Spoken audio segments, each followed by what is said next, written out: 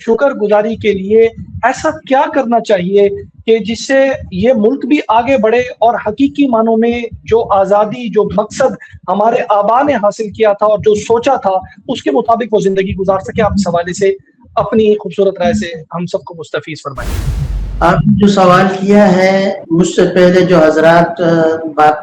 کر رہے تھے انہوں نے ان باتوں کی طرف اشارہ کیا ہے، انہی کی طرف میں بھی آتا ہوں۔ جیسے مفتی ابو محمد صاحب نے کہا کہ نوجوانوں کو پاکستان کس طرح سے بنا، یہ ایک دن، یہ چند دن کی محنت نہیں ہے، یہ برسہا برس کی کیا وہ محنت اور جد و جہد ہے۔ تو پاکستان جو وجود میں آیا، ہم نے دو چیزیں حاصل کرنی تھی، ایک انگریز سے آزادی، یعنی اپنا ایک ملک ہو کہ ہم جس میں آزادی کے ساتھ رہ سکیں، وہ ہم نے ملک حاصل کر لیا، اور یہ اللہ تعالیٰ نے ہمیں بڑی نعمت دی ہے۔ جب ہم ساری دنیا کے حالات کو دیکھتے ہیں، خصوصاً اپنے پڑوسی ملک بھارت اور انڈیا کے حالات دیکھتے ہیں، تو اللہ کا شکر ادا کرتے ہیں کہ اللہ تعالیٰ نے ہمیں یہ پاکستان جیسا ملک دیا۔ اور جیسے ابھی ڈاکٹر ایاز صاحب بھی بتا رہے تھے کہ ہمارے ملک میں ہر طرح کے اسباب موجود ہیں ترقی کے، تو ملک ہم نے حاصل کر لیا۔ لیکن دوسری چیز تھی کہ ہم نے صرف ایک ملک حاصل نہیں کرنا تھا، بلکہ اس ملک کو حاصل کرنے کا مقصد یہ تھا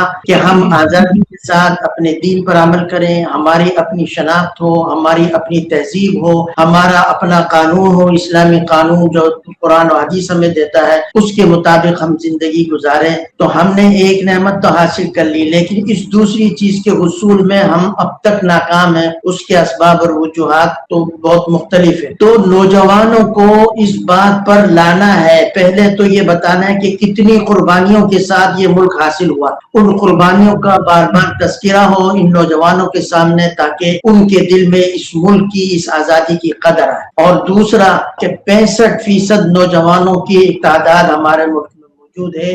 ان کی فکری ذہنی تربیت کی ضرورت ہے۔ اور جس طرح سے علماء نے ہمیشہ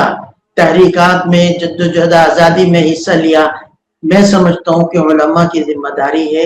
کہ وہ ان نوجوانوں کی تربیت کریں، ان کو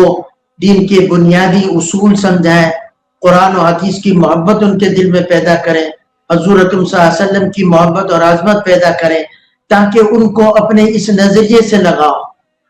اس نظریے کو رد کیا جو لوگ چاہتے تھے کہ پاکستان کو پہلے دن سے ہی سیکولر قرار دے دیا جائے، اور انہوں نے قرارداد مقاصد پیش کی اور اس کو منظور کروایا، جس کا پہلا نقطہ ہی یہ ہے کہ حاکمیت اعلیٰ اللہ تعالیٰ کی ہوگی، اور دوسرا یہ ہے کہ حکومت جو بنائی جائے گی وہ عوام کے فیصلوں کے مطابق ہوگی، اور تیسرا یہ ہے کہ یہاں قرآن و سنت کے منافق کوئی قانون نہیں بنایا جائے گا۔ ان چیزوں کا آد اجاگر کرنے کی ضرورت ہے۔ سوشل میڈیا پر سب سے قدیم اور سب سے ریلائبل برانڈ درسقرآن.com